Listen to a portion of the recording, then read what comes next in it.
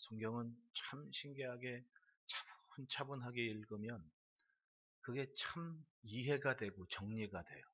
이제껏 내가 들었고 또 읽었고 배워왔던 말씀들이 한 구절 한 구절 차분차분하게 읽을 때마다 그게 이해가 되고 새롭게 와 닿는다는 말씀입니다.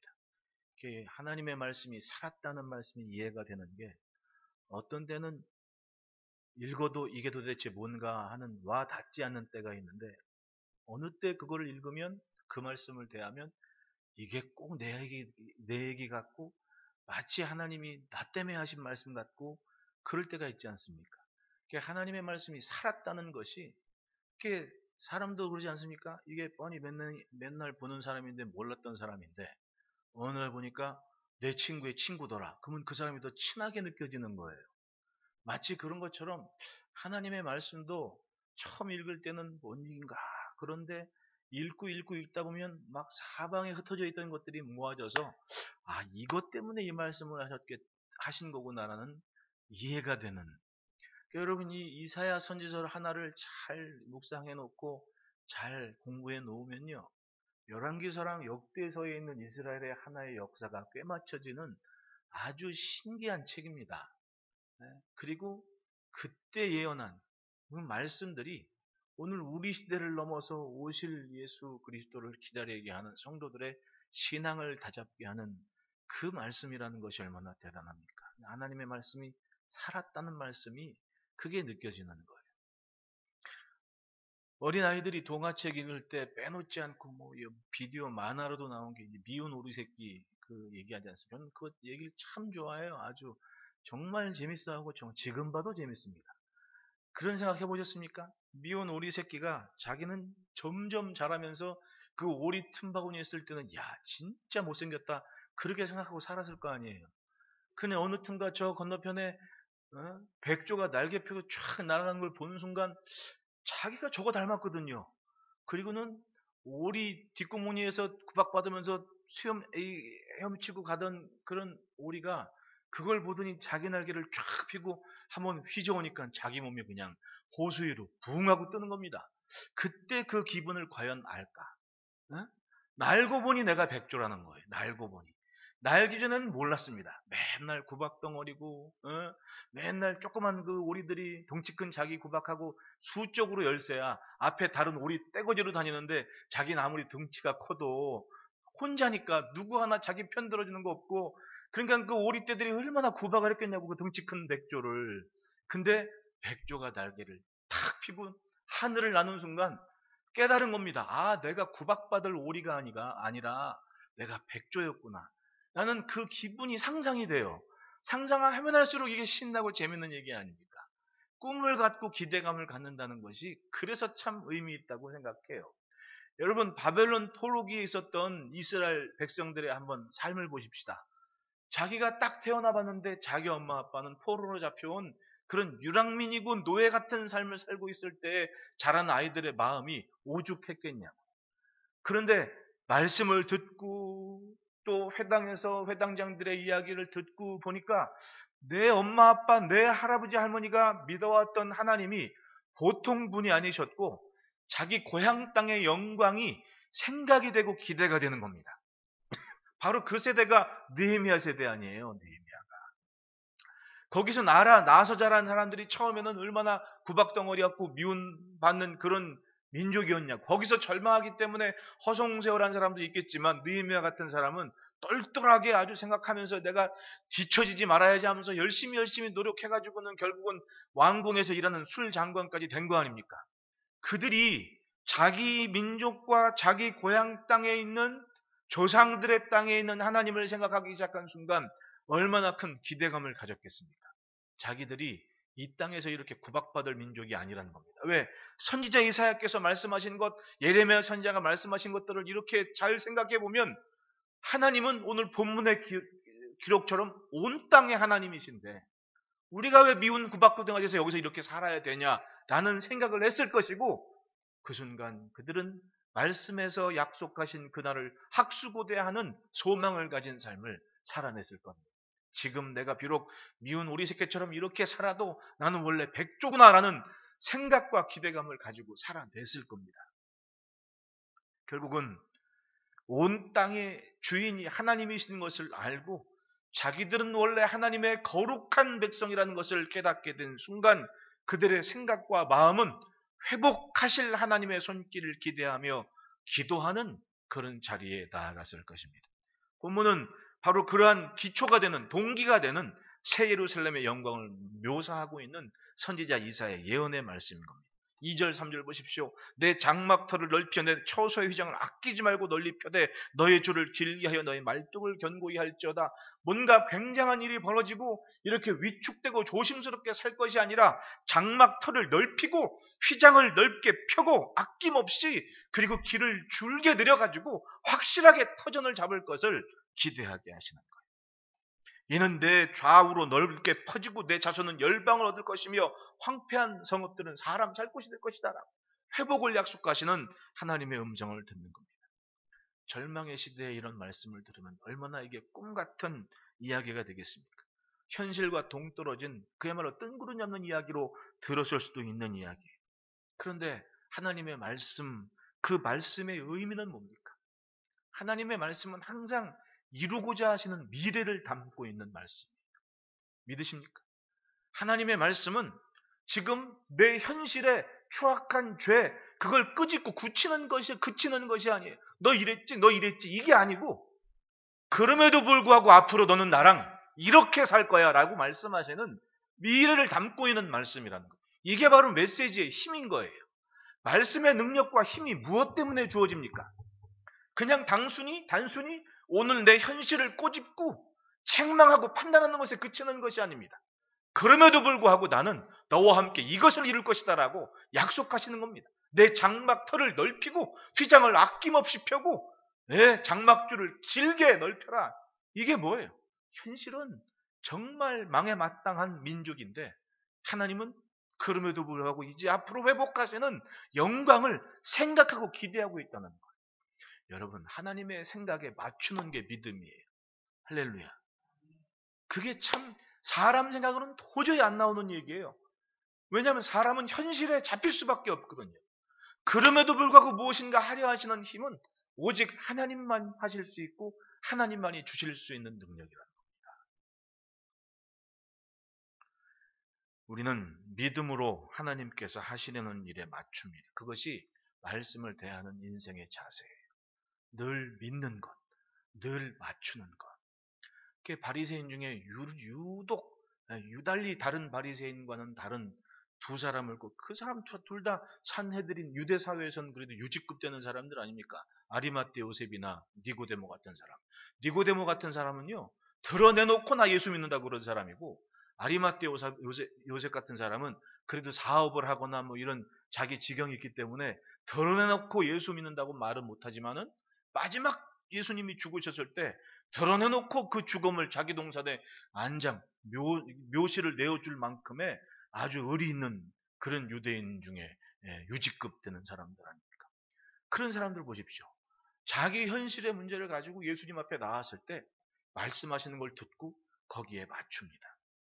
자기가 비록 유대인의 랍비 중에 랍비고 뭐 산헤드린 공회의 어른이지만은 지금 내 앞에 계신 예수님 나사렛 목수의 아들이라고 그렇게 천대하는 사람들의 얘기도 알고 있지만은 말씀하는 걸 듣고 보니 내가 성령으로 거듭나야겠다는 것을 인정할 수밖에 없고 그것이 영생에 이르는 길인 것을 믿을 수밖에 없었던 거예요. 그리고 자기의 미래를 그 주님의 말씀에 맞춘 겁니다. 그러니까 당당하게 이 사람이 무슨 잘못이 있길래 당신들이 신란하냐고 그 공회 앞에서 당당하게 예수님을 변론할 수가 있었던 거 아닙니까? 맞췄기 때문에 그래요. 예수님께 맞춘 겁니다. 말씀을 들었을 때 거기에 맞춘 거예요. 그게 바로 믿음이죠. 안 그러면 뭐하러 믿음이 필요합니까? 그냥 상식대로 살면 되지. 믿음이라는 것이 있을 수 있는 일을 뻔히 생각하는 것만이 믿음이 아니라는 거예요. 거기까지는 누구나 다 아는 거 아닙니까? 왜냐하면 뻔한 일이니까 굳이 믿음이 없어도 다 아는 얘기 아니에요. 그런데 믿음이 왜 필요한 거예요? 있을 수 없는 일인데 있게 만드시는 하나님이 계시다는 것은 믿음이어라야 알 수가 있는 것이고 그 다음을 생각해낼 수가 있고 기대를 할 수가 있는 거예요. 그게 믿음이에요. 여러분 살아온 과거에 잡히지 말고 살게 하신 하나님의 은총을 기대하시기를 축원합니다. 그러면 인간관계에 그렇게 얽매인 그런 행복과 기쁨과 사랑보다도 훨씬 더 그것을 뛰어넘는 오묘한 하늘의 기쁨을 매일 누리며 감사하며 살 수가 있는 거예요. 그러니까 여러분, 하늘에 맞춰 삽시다. 그것이 하늘 가족의, 하나님 믿는 백성들의 주시는 기쁨과 은혜 아닙니까? 사실 이사야 당시에 예루살렘은 인구도 많고 물질도 풍요로운 시대를 살았던 때였습니다. 이사야 선지자가 우시야 왕이 죽었을 때 슬퍼한 이유가 그거 아니에요. 이만큼 통치력이나 정치력을 발휘할 왕이 또 있을까? 아들 요담을 보니 맨날 아버지 옷자락 품에 휩싸여 가지고 뭐 제대로 왕노릇도 못하고 갖고 이러니까 우시야 왕이 죽었을 때 이 왕족이었던 이사야도 사실은 절망스럽게 본 거예요. 세상에 이럴 만한 지도자가 또 나올 수 있을까라는 마음을 가졌다는 거예요. 그래서 슬피 울었다는 거 아니에요. 그만큼 우시야 왕은 이 열세인 유다 왕국을 북이스라엘과 견줄 만한 부국을 만들었고, 그리고 병사, 나라가 부자면 군대가 또 막강해지지 않습니까? 그런 치세를 이뤘기 때문에 아까운 사람이 죽었으니까 절망을 했던 거거든요. 그런 상황이니까 모든 게 풍요롭고 넉넉한 때였습니다. 걱정이 없는 때였다. 그런데 여러분, 풍요롭고 넉넉한 때 걱정이 되는 게 뭐예요? 걱정하는 사람은 따로 있죠. 뭐냐면 이 풍요롭고 넉넉한 것을 누리는 거에 바빠가지고 그 마음에 하나님 둘 생각을 안 하는 거예요. 그리고 사람이 자기 힘으로 되는 게 많으면 그만큼 믿으려 하지를 않아요. 물론 다 그런 건 아니에요. 아주 잘 믿고 그리고 열심히 살고 그런 사람들 많아요. 하지만 보편적인 사람들이 살기 편하고 넉넉한 때가 되면 믿음 지키기가 쉽지 않은 게 그게 문제인 거예요. 왜냐하면 본성을 거스리는 게 하루 이틀 신앙생활에서 되는 게 아니기 때문에 그래요. 보고 자란 게 있어야 되고 요즘 그 주말 밤에 그 뭐예요 그 우리 미운 새끼인지 뭔지 하여튼 그런 거 하는 거 있는데 거기 엄마들 나와가지고 자기 자식들 이렇게 이거 보는 프로가 있어요. 근데 거기에 어떤 친구 그 예전에 슈퍼주니어인가 뭐 했던 모르겠어요. 이제 그 뭐 하여튼 거기에 옛날 아이돌이 나왔는데 그 아버지가 저 미국에서 사업도 하고 뭐 이런 좀 잘 나가는 집안 자식이거든요. 도령같이 생겼어. 근데 그 친구가 나왔는데 전 몰랐는데 그 음료수 하나 놓고도 기도하고 그 음료수를 마시더라니까요. 그 개 중에 어떤 친구 맨날 막걸리 물고 잠자고 이게 아침에 눈 뜨면 막걸리, 자기 전에 막걸리 이런 영화배우 하나 있는데 그 친구를 위해서 진지하게 장가갈 수 있게 기도를 해주던 방송이 나왔거든요. 근데 그거 보고 깜짝 놀랐습니다. 그런데 내가 그런 생각을 해봤어요. 저렇게 연예인으로서 또 가수로서 성공했던 친구가 저렇게 진솔하게 방송 앞에서도 부끄러움 없이 기도를 하게 하고 기도를 따라하라고 이러기는 저건 하루 이틀 신앙생활에서 만들어지는 신앙의 모습은 아니다라는 것을 생각을 하게 됐거든요. 그걸 얼마나 많은 걸 보여줬겠냐고 엄마 아빠나 집 안 분위기에서. 신앙은요 하루 앞 뭐 얼추 가는 건 다 가겠지만은 그 뿌리 깊은 내면의 그런 성숙은 하루 이틀 사이에 만들어지는 게 아니에요. 그게 옛날 어른들이 예수 믿은 지 4대가 되면 안 봐도 복이라고 얘기하는 이유가 그 4대가 흘러가도록 보고 자란 것이 있기 때문에 생활 자체에 정립이 된 쌓여지는 전통이 있을 수밖에 없는 거예요. 풍요로운 때가 되면 바로 그게 하나둘씩 망가지기 시작해요. 그게 풍요로운 시대에 난 자식들이 하나님을 존중하는 신앙을 갖고 자라기가 힘든 거예요. 그래서 가나안 전쟁을 정복 전쟁을 싸운 여호수아서에서의 사사기를 넘어갈 때 보십시오. 여호수아서에 있던 어른들이 다 죽은 다음에는 순식간에 사사기 시대가 돼버리지 않습니까? 뭐예요? 사람들이 자기 소견에 오른 대로 살더라. 그건 뭐예요? 자기 마음대로 살기 시작했다는 얘기예요. 마음속에 하나님 두기를 싫어하는 겁니다. 왜냐하면 살기 좋은 것을 맛봤거든. 그러나 하나님은 분명히 그럼에도 불구하고 그 땅을 보고 계십니다. 왜? 하나님이 주인이시니까. 따라합시다. 더러워지면 엎으신다. 더러우면 엎어요. 엎을 수밖에 없어요. 청소를 해야죠. 깨끗하게 해야죠. 그래야 뭔가 담을 거 아니에요. 하나님은 그릇을 엎으셨습니다.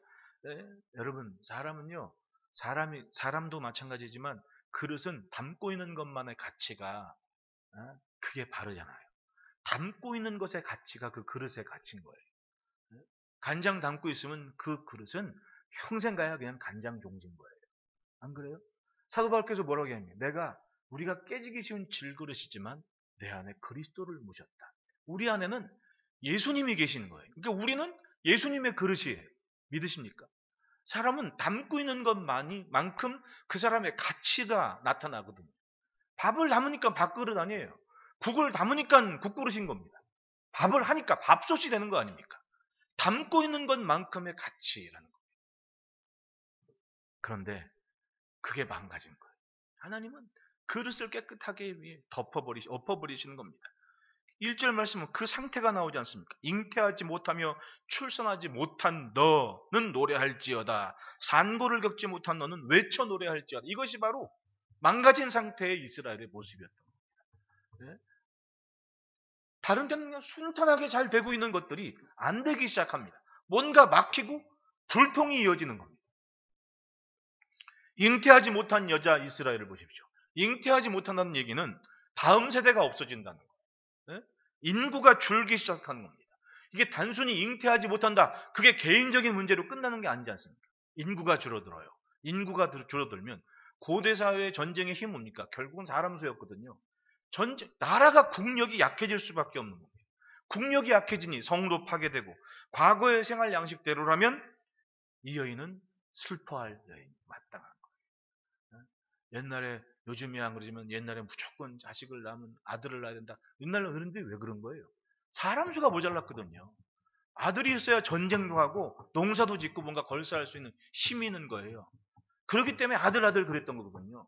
고대 사회의 풍속 때문에 그런 거 아니에요. 근데 여인이 잉태하지를 못한다. 그건 이제는 국력이 쇠하기 시작했다는 거예요. 우리나라도 마찬가지입니다. 젊은 친구들이 아이를 안 낳으려고 그러는 순간부터 미래가 없어지는 거 아니에요. 이게 딱 약 15년 전 일본이 그랬거든요. 일본이. 근데 한 5년 전부터 일본이 애를 낳기 시작했어요.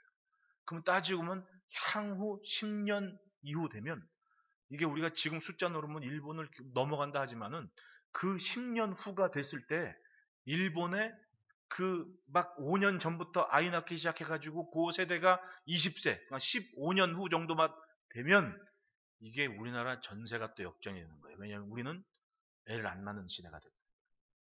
이게 벌써 한 5년, 10년 지속되는 겁니다. 그러면 그 뒤로 10년도 계산해보면 답이 나오잖아요. 사람이 없는데? 사람. 그러니까 여기 잉태치 못한, 출산치 못한 여인, 이런 얘기들은 결국은 미래가 없는 시대가 되어버렸다는 겁니다. 때로는 그것이 죽지 못해 사는 삶입니다. 그런데 하나님께서 말씀을 해요. 노래할지어다. 이게 웬일입니까? 망해 죽을 것 같은데 노래를 하라고 하시네요. 여러분, 보이는 것으로 내일을 결정하려는 것은 믿음이 아니에요. 하나님은 무너진 예루살렘의 현실, 잉태하지 못하며 출산하지 못하는 여인과 같은 예루살렘이 훨씬 더 이전보다 좋은 예루살렘이 될 것을 말씀하고 계시는 겁니다. 인간적으로는 완전히 무너진 인생인데 그 중심에 회복되는 하나님을 향한 믿음, 그 존중하는 삶이 시작된 순간 그들은 사람들이 경험해보지 못하는 신기한 미래를 맞이할 그릇이 됐다는 거예요. 따라합시다. 하나님은 중심을 보신다. 중심이 회복되면 그 다음 사람 손으로 짓지 아니하는 하나님이 하시는 기가 막힌 영광을 보는 겁니다. 무너진 자리에서 확실하게 또 무너져야 했던 것들은 뿌리 뽑으면서 새롭게 세우시는 하나님의 역사가 시작됩니다. 그래서 이는 내가 좌우로 퍼지며 내 자손은 열방을 얻으며 황폐한 성읍들을 사람 살 곳이 되게 할 것입니다. 하나님께서 세우실 새 예루살렘은 형언할 수 없을 만큼 넓어지고 확장됩니다. 여러분, 지난주에 이사야서 53장 말씀 보십시오. 열방을 향한 하나님의 구원이 사방에서부터 시작된 구원이 이루어집니다. 누구 때문에? 예수 그리스도 때문에. 할렐루야. 그것이 바로 사방으로 퍼져나가는 하나님의 영광이고 하나님의 자녀의 삶인 겁니다. 하나님은 우리의 추함을 가져가시고 주님의 거룩함을 담아주십니다. 하나님은 내 아픔을 가져가시고 주님의 평안을 내게 담아주십니다. 그러니 여러분, 이제까지 듣고 알았던 모든 것으로 살려 하지 말고 하나님께서 들려주시는 그 말씀으로 내일을 기대하시기를 축원합니다. 그것이 믿음의 삶인 거예요. 오늘 예수님의 십자가를 통해 온 세상을 품으신 하나님의 영광을 보십시오. 하나님의 마음은 이렇습니다. 첫째 따라합시다. 수치와 치욕을 지우신다.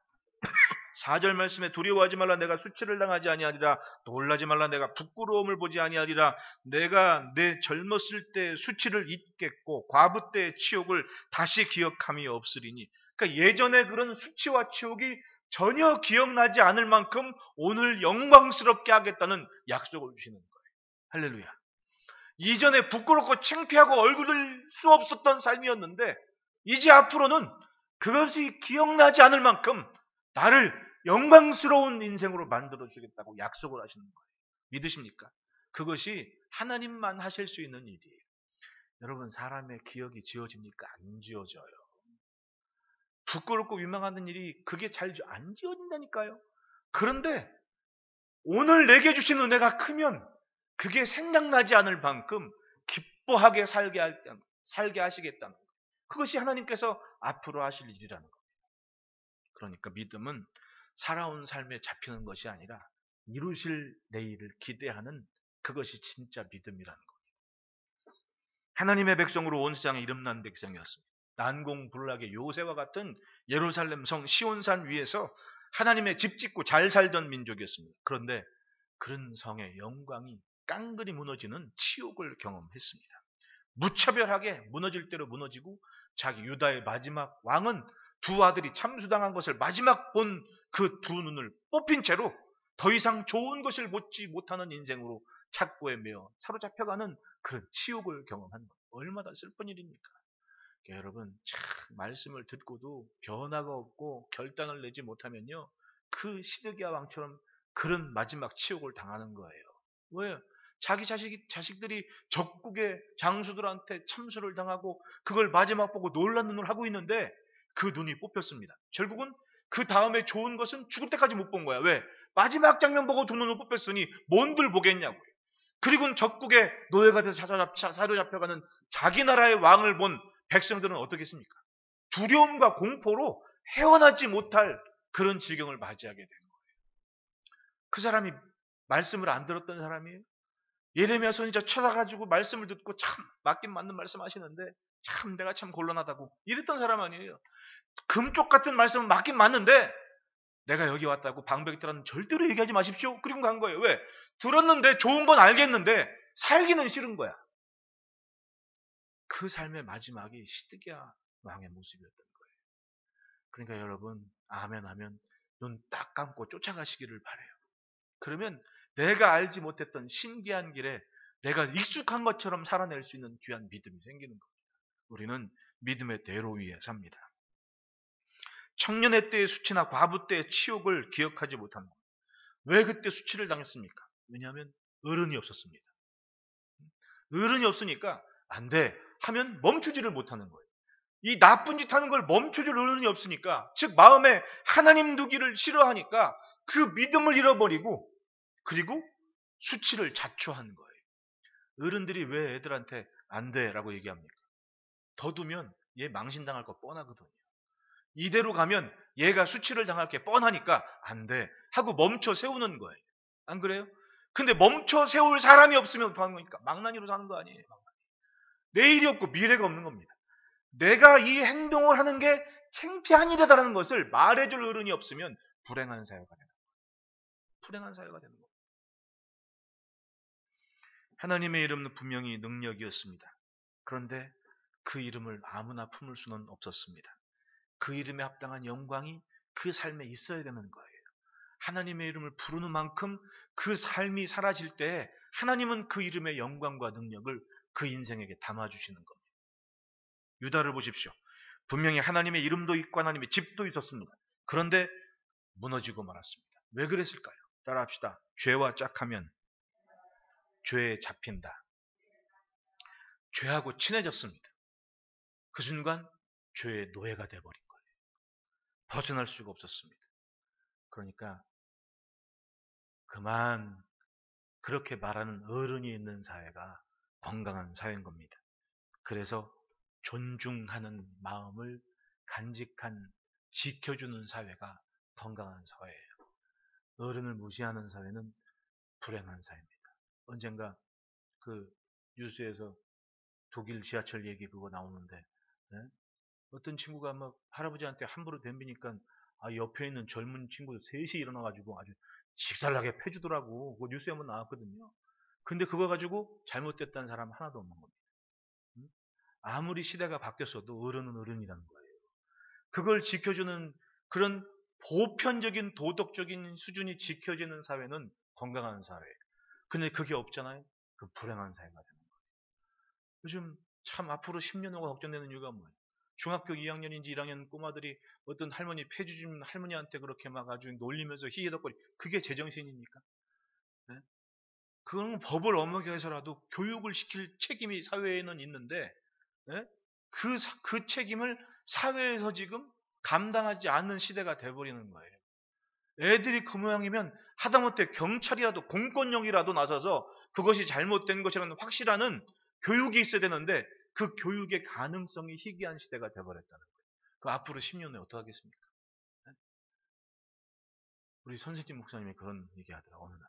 나는 다 살아서 살 만큼 살아서 괜찮은데 자네들은 어떡하나 이런 얘기 하시는 거예요. 당신은 살 만큼 살았으니까 곧 천국 가면 그만인데 당신들은 어떡하나 이런 얘기하는 거 보니까 걱정이 되긴 걱정이 돼요. 그게 앞으로 올 미래인데 그러니까 여러분 예수 믿는 사람들이 이 땅에 아직 있는 것은 바로 그런 사람다운 삶을 보이라는 겁니다. 하나님 믿는 백성의 삶은 이렇구나라는 것을 세상에 나타내며 살라는 겁니다. 그럴 때 세상에 영적인 스톱 사인이 켜 있는 거예요. 그러면 그게 건강한 사회가 되는 거 아니에요. 그게 소금이고 빛된 삶인 겁니다. 그래서 저는 주변에 자라면서 좋은 분들이 참 많아서 덕을 많이 입고 살았거든요. 처음에 운전할 때도 저한테 처음 운전 가르쳐준 실습 가르쳐준 집사님이 두 분 가신데 하나가 저 청년 집사였는데 아주 영화배우처럼 생겼는데 결혼을 그렇게 못해가지고 그때 87년도였거든요 그때가. 근데 그때 투잡을 했어요. 어머니 한번 모시고 만화가게 하면서 택시를 했거든요. 영업용 택시 기사를 했거든요. 택시 그 교회 엄마 따라 교회 와가지고는 이제 친해져가지고는 전도사님 제가 오늘 가르쳐줄게 하면서 태워가지고 다니는데 첫 마디가 그거예요. 그 친구 얘기는 잊지도 않아요. 뭐냐면 전사님 운전은요 내가 저기 서야겠다면 거기 딱 쓰는 게 운전이에요.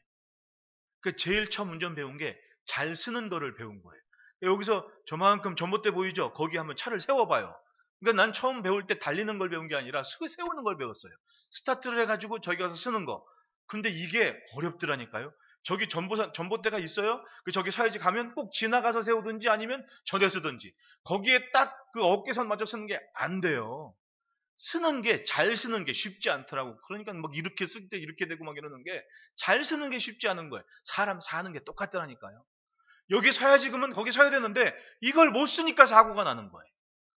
네? 어떤 것이건 뭐 사업이건 뭐 인간관계건 여기 쓸 줄 알아야지 하는데 이걸 못 쓰고 넘어가 버리는 거예요. 선을 넘는다 그러죠. 멈춰야 할 순간 멈추지 않아서 망가지는 인생이 얼마나 많습니까? 유다는 하나님께서 멈추게 하신 그 경계를 넘어서고 말았습니다. 그건 분명히 보고 지켜서야 할 건데 네? 언젠가 파주 어디에 살던 집사님이 자기 집 동네에 있는 경계석 있잖아요. 노란색 이게 사각형으로 되는 그 시골 같은 데 가면 지표가 되는 이정표가 아니라 측량 기준에 있는 경계석이 이렇게 밭이나 어디 막 꼽혀 있거든요. 근데 그게 자기가 뭘 다니다가 그게 막 거슬렸나 봐. 그걸 뽑아가지고 1m 뒤로 옮겨놨대. 그걸 자랑을 하더라고. 나는 이게 정상인가 이 사람이 식당을 하는 분이었는데 본인이 뭐 배달할 땐가 뭐 할 때 뭐 하여튼 늘 거기 뭐 걸려가지고 그게 신경 쓰여가지고 그걸 5m 뒤로 집어넣어놨대 도로에서. 이 사람이 제정신인가 그 경계석은 나라에서 꼽은 거 아니에요. 그걸 또 옮겨왔다고 자랑을 하네. 네. 근데 아무렇지도 않게 여기는 그것이 사실은 굉장히 중요한 것일 수 있잖아요. 예루살렘이 무너질 때 바로 그랬던 거예요. 익숙해서 그냥 아무렇지도 않게 여긴 거예요. 그리고 율법을 마치 액세서리처럼 생각했던 거지. 그랬더니 어떻게 돼? 그것이 주었던 안전과 은혜와 능력이 한순간에 깡그리 사라져버렸던 겁니다. 그리고 적군이 와서 뭐 아무렇지도 않게 유린할 수 있는 그런 땅이 돼버리고 말았다. 그런데 하나님은 그럼에도 불구하고 내일을 기약하시고 준비하십니다. 예레미야 31장 33절에 그러나 그날 후에 내가 이스라엘 집과 맺을 언약은 이러하니 곧 내가 나의 법을 그들의 속에 두며 그들의 마음에 기록하여 나는 그들의 하나님이 되고 그들은 내 백성이 될 것이라. 이전엔 율법을 눈으로만 배웠습니다. 그런데 하나님이 때가 됐을 때에 그 율법을 마음에 새겨주신다 그래요. 할렐루야. 마음에 새겨지는 게 어디 가겠습니까? 항상 여기 있는 거예요. 항상. 마음에 성령을 주셔서 그렇게 지켜주시니 죄를 기뻐하지 않는 삶을 삽니다. 이제껏 맘대로 살아온 삶이 지워지고 하나님께서 지우게 하시고 그리고 수치가 사라지고 치우게 사라지게 하십니다. 그리고 5절 말씀 보십시오. 이는 너를 지으신 이가 내 남편이시라. 그의 이름은 만군의 여호와이시며 내 구속자는 이스라엘의 거룩한 이시라. 그는 온 땅에 하나님의 일컬을 받으실 것이라. 새로운 관계를 말씀하시는데 여호와라는 말도 못해가지고 아도나 이름 불렀던 이들이 그들에게 말씀을 하시는 것이 나는 내 남편이다. 그 말은 뭐예요? 하나님께서 앞으로 남편 노릇 해주시겠다는 거 아니에요. 할렐루야. 이게 그 당시에 이스라엘 문화권에서 바로 이 말씀은 굉장한 충격인 거예요. 너를 지으신 이가 내 남편이시라는 얘기는 감히 하나님께 남편이라는 호칭을 붙일 수가 있었다. 이건 이사야가 예언하는 시대에는 굉장히 충격적인 단어거든요. 그걸 상상을 해보십시오. 하나님이 내 남편 노릇 해주신다는데. 그러면 고대 사회의 여인의 신부는 결국은 남편을 따라가는데 온 땅의 주인이신 하나님이 남편 노릇하시면 내 위치는 어떻게 됩니까? 온 땅의 주인이신 하나님의 아내로서 부인으로서 살게 하겠다는 거 아니에요. 이보다 더 큰 영광이 어디 있습니까? 수치와 치욕에 가려지는 것은 하나님께서 남편이 되어주셨기 때문에 그래요. 그러므로 여러분, 아내는 남편의 모든 것을 누릴 자격이 있습니다. 자격이 있어요. 하나님은 우리를 그렇게 불러주셨고 그렇게 살게 하십니다. 그러므로 예수 믿고 사는 우리의 삶을 하나님께서 하시려는 그 일에 맞춰서 매일매일 존중과 은혜, 영광 있는 삶이 되시기를 축복합니다. 둘째로 따라합시다. 큰 긍휼을 베풀어 주신다. 7절에 내가 잠시 너를 버렸으나 큰 긍휼로 너를 모을 것이요 내가 넘치는 진노로 내 얼굴을 내게서 잠시 가렸으나 영원한 자비로 너를 긍휼히 여기리라. 내 구속자 여호와께서 말씀하셨느니라. 하나님께서 영원한 자비로 너를 긍휼히 여기시리라. 그러니까 따라합시다. 버림은 잠깐이다. 버림받는 것은 잠깐이에요. 네. 혼나는 것은 잠깐이에요. 따지고 보면 그것 때문에 주어주실 은혜가 더 큰 거예요. 70년 세월 이스라엘은 그렇게 알고 그것을 느낀 겁니다. 마치 버림받은 것 같은 세월이었는데 하나님께서 남편 노릇 해주시고 잠시 그냥 안 보시는 것처럼 잠시 안 보는 척 했는데 영원한 자비로 긍휼히 여기신다. 이 언약은 취소되지 않을 약속이 됩니다. 9절 10절 보십시오. 같이 읽어보겠습니다. 시작. 이는 내게 노아의 홍수와 같도다. 내가 다시는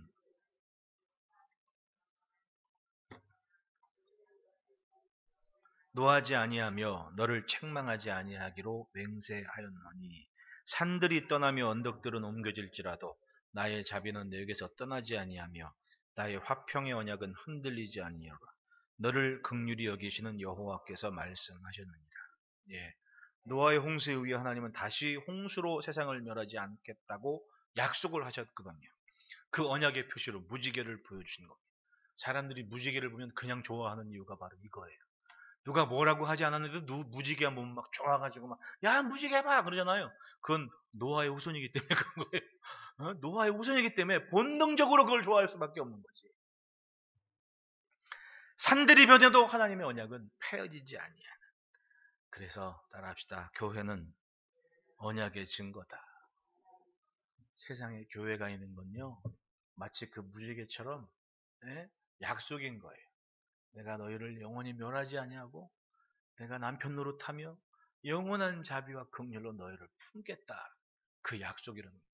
안 그랬으면 벌써 다 천국 갔어요. 벌써. 세상에 악한 것만 보았다면 벌써 천국 가요. 뭐라 여기 두시겠습니까? 그런데 그저 두시고 살게 하시고 보호하시고 안전케 하시는 이유는 여전히 하나님은 한 심령이라도 더 회개하고 하나님 알기를 기다리시는 거예요. 그러니까 우리는 때가 깊어질수록에 정체성을 분명해야 돼요. 내가 하나님의 자녀이기 때문에 멈출 때 멈추고 그리고 갈 때 간다. 분명한 하나님의 약속을 보고 산다는 거예요. 죄가 있어도 때론 부족해도 자녀는 영원히 자녀인 겁니다. 그래서 예수 믿은 우리가 영원한 하나님의 자녀로 오늘을 살고 있습니다. 여러분 자녀 노릇 잘하며 삽시다. 셋째로 따라합시다. 하나님의 손으로 다시 쌓으신다. 11절에 너 곤고하며 광풍이 요동하여 안위를 받지 못한 자여 보라 내가 화려한 채색으로 내 돌 사이에 더하며 청옥으로 내 기초를 쌓으며 홍보석으로 내 성벽을 지으며 성류석으로 내 성문을 만들고 내 시경을 다 보석으로 꾸밀 것이며 라고. 제가 그걸 뭐 다른 거는 뭐 그게 와닿지 않는데 그 생각을 한번 해봤어요. 홍보석으로 내 성벽을 지으며 라고 12절에 있잖아요. 그러면 동틀 때 예루살렘은 산꼭대기에 있잖아요. 그래서 성벽이 홍보석으로 되어 있으면 동편에서 해가 쫙 떠오를 때 아니면 서쪽으로 해가 싹 붉은 해가 딱 질 때 그 예루살렘 성벽을 보면 어떡하는 얘기예요? 아주 붉은 보석빛이 쫙 하시면서 아마 퍼지면서 마치 세상에 무슨 스펙트럼에 빨간 선글라스 낀 것처럼 쫙 세상에 비칠 거 아니에요. 난 그걸 생각하니까 마음이 막 뭉글뭉글해지더라니까요. 그 햇빛이 쫙 찬란하게 비치면서 온통 벽에 홍보석의 찬란한 빛이 세상에 쫙 퍼진다면 그 빛이 얼마나 대단할까. 하나님은 사방을 그렇게 보석으로 만드시겠다. 다시 말하면 보석 같은 미래를 만드시겠다. 자, 옆에 사람 2초만 한번 쳐다보십시오. 이제 여러분들이 보신 그분의 장래는 보석같이 찬란한 약속이 있는 미래인 거예요. 믿으십니까? 네.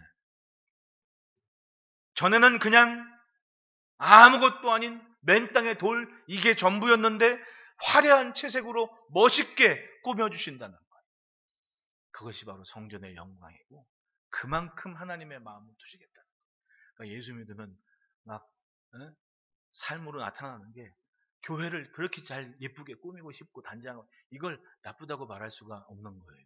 그거는 그 사람들만 아는 기쁨이 있는 거예요. 그러니까 예전과는 다르게 뭔가 좋은 거 있으면 똑같이 교회도 좀 꾸미고 싶고 만들고 싶고 이런 마음이 생긴 거예요. 왜냐하면 사방이 보석으로 채우겠다는 그 하나님의 은혜가 마치 내 마음에 그렇게 느껴지기 때문에 귀한 것 있으면 그렇게 막 채우는 거예요. 그러니까 제가 쓰던 거 교회 가져오지 말라는 이유가 다 사람 마음이 오는 게 여기거든요. 사람 마음이 담기고 보이는 게 여기인데 좋은 게 와야겠어요? 안 좋은 게 와야겠어요? 상식적으로는 좋은 게 오는 게 맞는 거예요.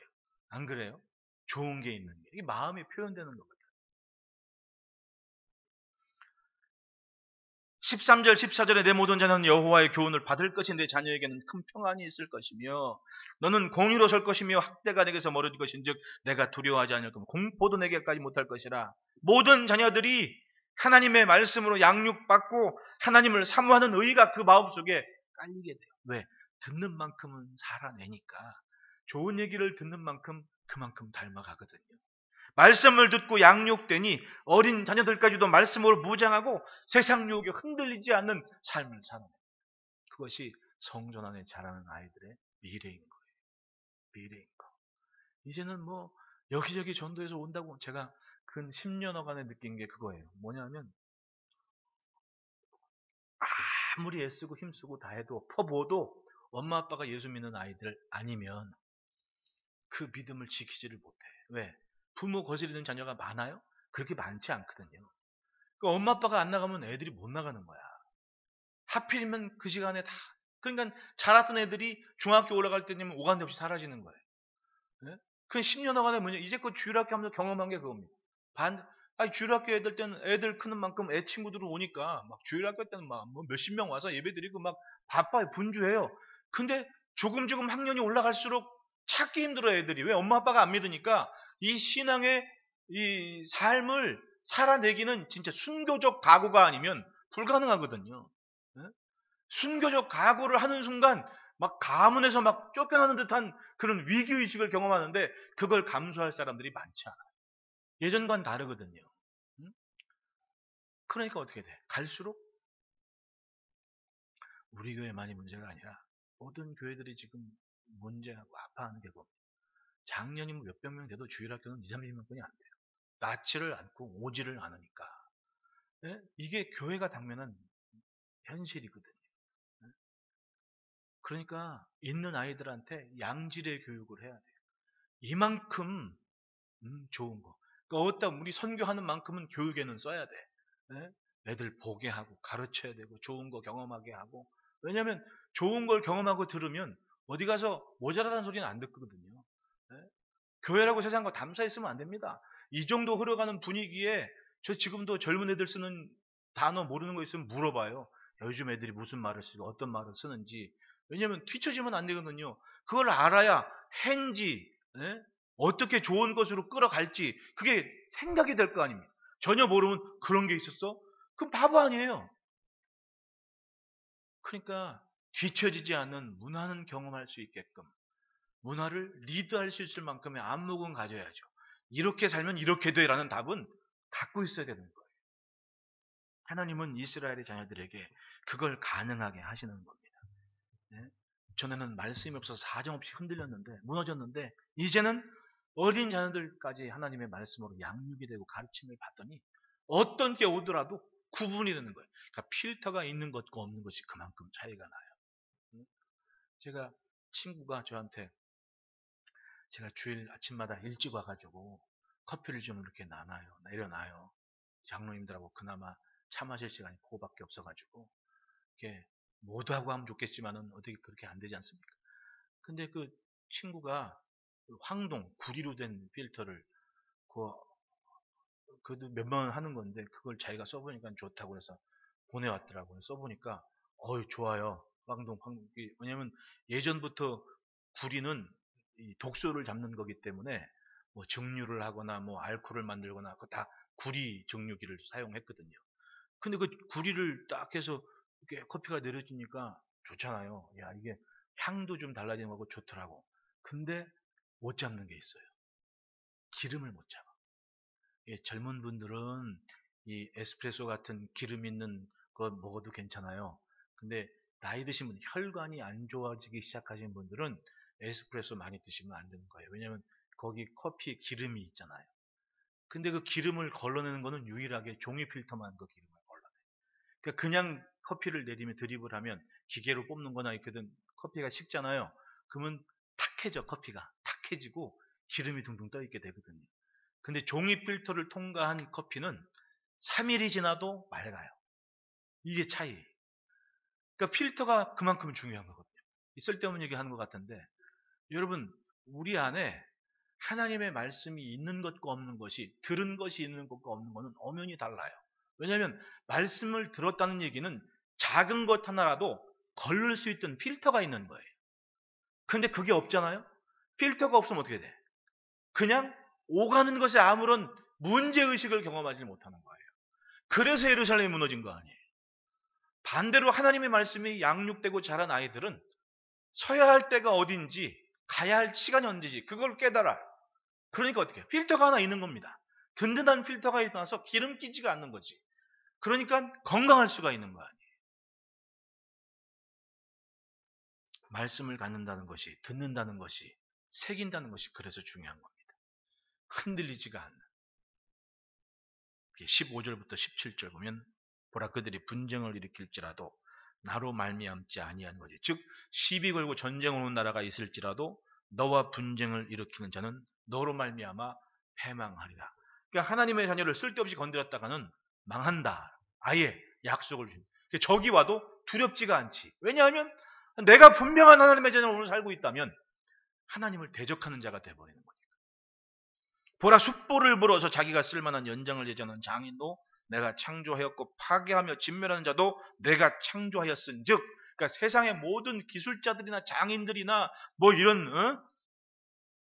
17절에 너를 치르고 제조된 모든 연장이 쓸모없을 것이라.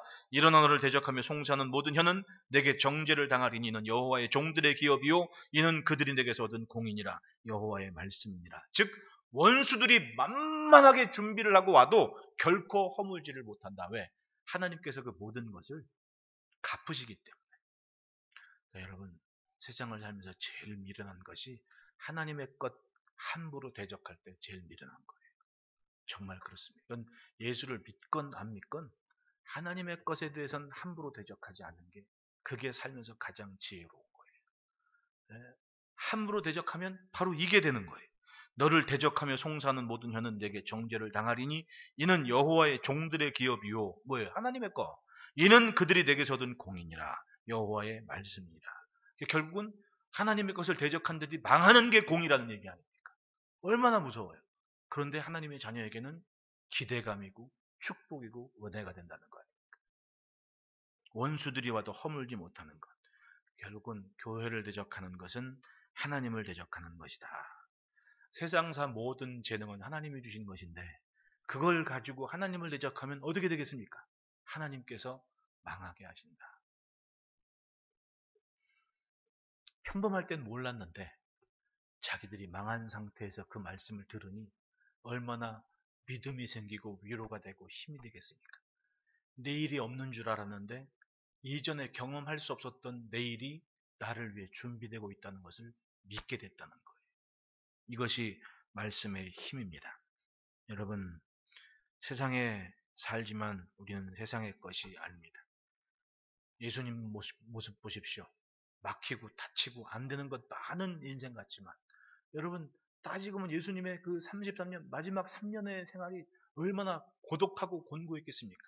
마치 되는 거 하나 없고 환영받으면 안 될 것 같고, 그런데 하나님께서 세우실 때까지 끝까지 기도하며 가셨을 때 딱 3년 후 십자가를 짊어진 이후 3일 후에 결정됐습니다. 모든 이름 위에 뛰어난 이름이 되셨고 모든 천하 무릎이 그 발 앞에 꿇게 만드시는 하나님의 영광을 보지 않았습니까? 할렐루야. 우리의 삶이 그렇습니다. 하나님께서 품게 하신 말씀을 끝까지 품고 가면, 그렇게 살아나는 삶을 지키면 약속하신 그 모든 은혜의 말씀이 다른 이에게는 주신 적이 없는 신기한 축복의 미래로 맞이하게 하실 줄 믿습니다.